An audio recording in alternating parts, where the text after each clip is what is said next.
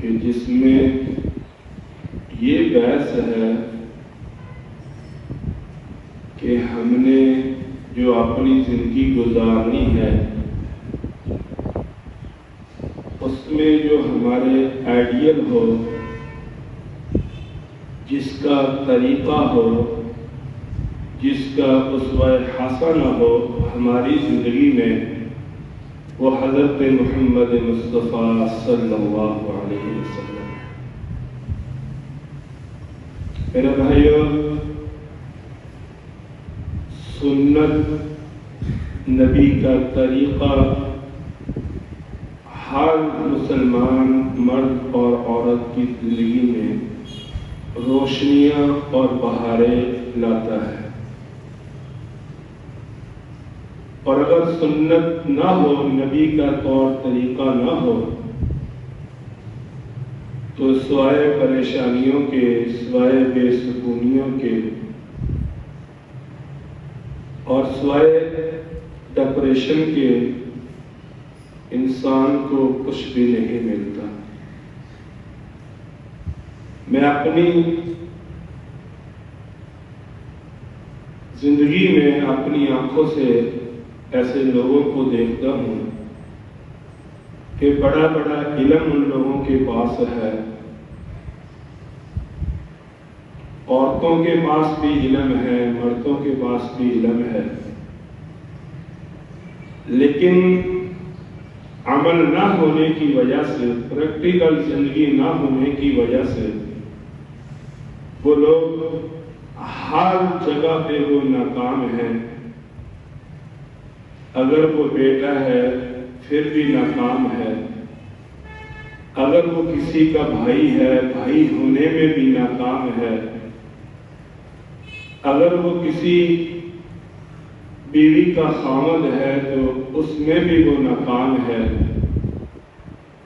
اگر کوئی عورت کسی کی بیٹی ہے وہ اس میں بھی ناکام ہے، بہن ہے اس میں بھی ناکام ہے، اگر وہ کسی کی بیوی ہے تو اس میں بھی ناکام ہے۔ وجہ کیا؟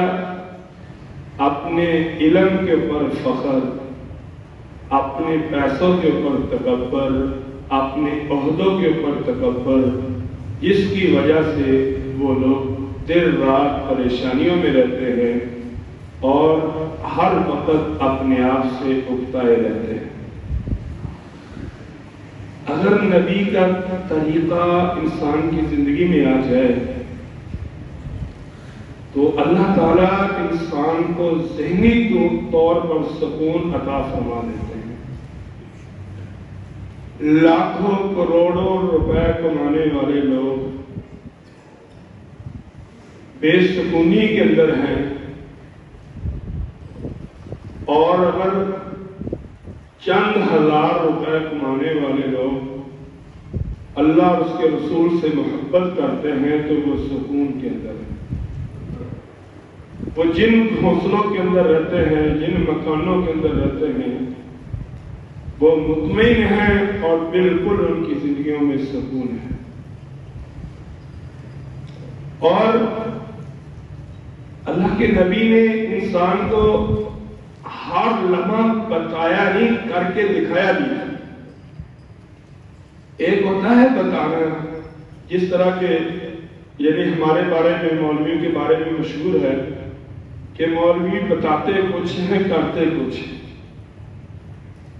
لیکن میرے نبی نے جو بتایا وہ کیا بھی۔ صرف بتایا نہیں، بتانے کے ساتھ ساتھ پریکٹیکل آسلم میں وہ عمل کر کے لوگوں کو دکھایا بھی۔ اور ہمیں کسی کو نہیں درمیان میں لانا چاہیے، ہمیں صرف اپنے نبی سے محبت کرنی چاہیے اور نبی کی زندگی سے محبت کرنی چاہیے۔ صبر کرنا سنت ہے، نبی صلی اللہ علیہ وسلم نے کر کے دکھایا کہ جنہوں نے آپ کو تنگ کیا، پتھر مارے، آپ نے ان کے لیے دعائیں کی۔ جنہوں نے آپ کو مکہ سے نکالا، آپ نے ان کو مکہ کی زندگی دی۔ جنہوں نے آپ کو خانہ کعبہ میں داخل نہیں ہونے دیا. یعنی آپ صلی اللہ علیہ وسلم جب آئے نا، خانہ کعبہ کا یہ دربار تھا، جو چوکیدار تھا، اس نے آپ کے سامنے رکاوٹ ڈال دیا. آپ صلی اللہ علیہ وسلم واپس چلے گئے. جب فاتح بن کر آئے، خانہ کعبہ کی چابیاں آپ کے ہاتھ میں آئیں، تو بڑے بڑے صحابہ وہاں کھڑے تھے کہ یہ سعادت ہمارے خاندان کو ملے گی. لیکن آپ نے اس کو دوبارہ بلایا اور بلا کر کہا کہ یہ چابیوں کا پہلے بھی تو مالک تھا، آج بھی تو مالک ہے، اور آج تک وہ چابیاں اسی خاندان میں ہیں. اور آپ کے اس اخلاق کو دیکھ کر وہ غیر مسلم شخص مسلمان ہو گئے. میرے بھائیوں، میں تقریر کے اندر میں اپنی بات یا کسی عام تیرے گھرے کی بات نہیں بتاتا. ہمارے ہاں جو طریقہ زندگی میں جس کو ہم نے لے کر چلنا ہے، وہ دنیا کے محبوب کا ہے، وہ اللہ کے محبوب کا طریقہ ہے. کہ یعنی ایک عورت آپ صلی اللہ علیہ وسلم کے پاس آتی ہے، وہ کہتی ہے کہ میں آپ کی بیٹی کی موت کا سبب بنی. آپ نے فرمایا کیسے؟ کہا کہ آپ کی بیٹی کو درد ذکر تھا، اور جب وہ ہجرت کر کے مکہ سے مدینہ جا رہی تھی تو میں نے اس کے پیٹ کے اوپر وزن ڈالا اور بیٹھ دیا. اور اسی تکلیف میں آپ صلی اللہ علیہ وسلم کی بیٹی بھی دنیا سے گئی اور بیٹا بھی، جو بچہ تھا وہ بھی ضائع ہو گیا. آپ نے فرمایا تو کیا چاہتی ہے؟ کہا کہ میں معافی چاہتی ہوں. آپ نے معاف کیا. یہ کتابوں میں، یہ حدیث کی کتابوں میں یہ واقعات لکھے ہوئے. آپ صلی اللہ علیہ وسلم نے حضرت اکرمہ کو معاف کر دیا. بیوی نے پوچھا کہ نشانی کیا ہے؟ آپ نے اپنی چادر جس کا ذکر قرآن میں آیا ہے اتار کر اس کی بیوی کو دے دیا اور کہا کہ جاؤ اکرمہ کو کہو کہ میں نے معاف کر دیا. آج انسان اپنے بھائی کو معاف کرنے کے لیے تیار ہے.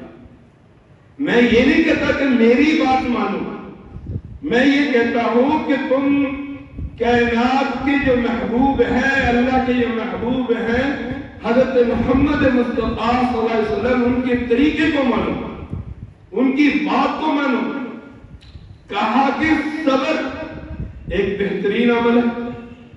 اب دیکھو، حالات جیسے بھی ہے صبر کرو، اچھے ہیں پھر بھی صبر کرو، اگر تنگی کے دن ہے پھر بھی صبر.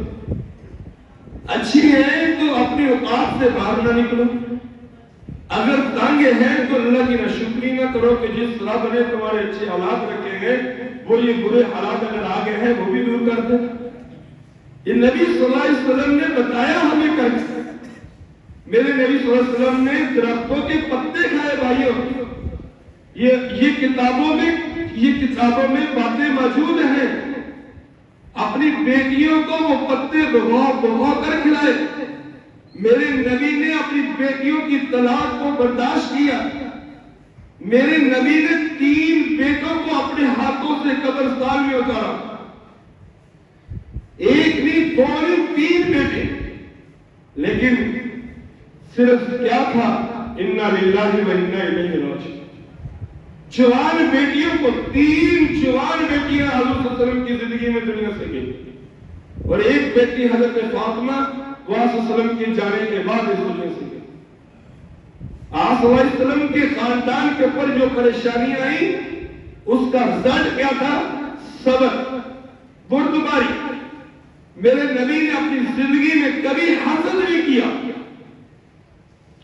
اور بتایا ہمیں کسی خوبصورت، کسی کو بہت زیادہ مالداری میں دیکھو تو پڑھو ماشاءاللہ لا قوت الا باللہ. کسی کو صحت مند دیکھو پڑھو ماشاءاللہ لا قوت الا باللہ. اپنے بیٹے کو اچھا پڑھتے ہوئے دیکھ رہے ہو پڑھو ماشاءاللہ لا قوت الا باللہ. کسی کے بیٹے کو پڑھتے ہوئے دیکھ رہے ہو پڑھو ماشاءاللہ لا قوت الا باللہ. کسی کی تجارت میں کامیابی کو دیکھ رہے ہو پڑھو ماشاءاللہ لا قوت الا باللہ.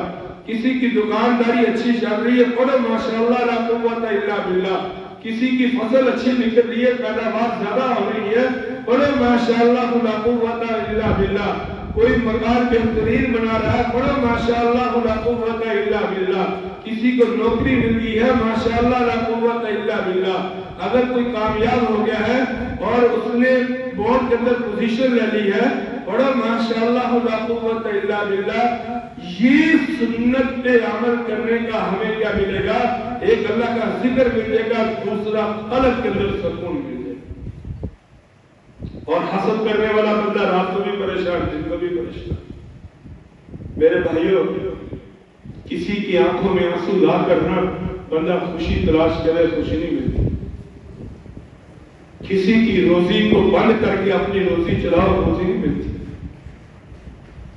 میں اکثر دیکھتا رہتا ہوں کہ جو لوگ اس طرح کے کاروبار میں آتے ہیں کہ ایک ہی دکان بند کر کے اس کو زیادہ کرایہ دے کر مالک اس سے دکان لیتے ہیں، وہ تھوڑے دنوں میں فلاح ہو جاتے ہیں۔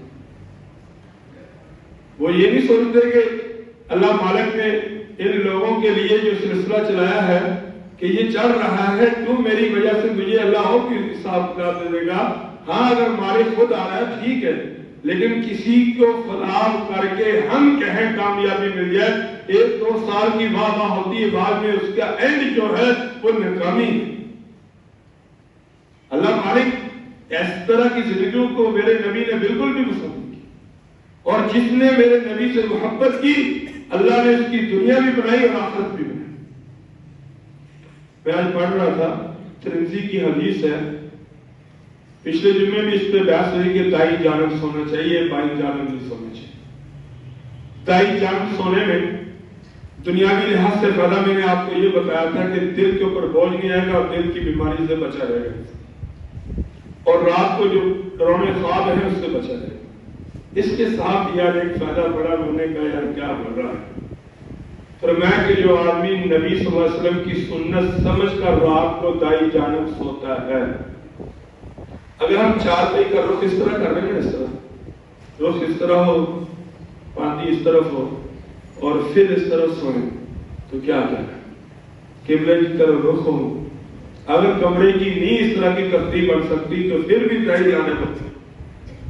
تو فرمایا کہ جو آدمی ابتداءً دائیں جانب سوتا ہے، بعد میں جو بھی جس طرح بھی ہے جو وہ انسان کے اختیار میں نہیں ہے، فرمایا کہ اس سنت پہ عمل کرنے کی برکت سے اللہ میدان معاشر میں نامہ اعمال دائیں ہاتھ میں دے دیں۔ اور ترمذی کے اندر یہ حدیث آپ صلی اللہ علیہ وسلم نے فرمایا دائیں جانب سونے والا دائیں ہاتھ میں نامہ اعمال لے کر جانے والا ہوگا۔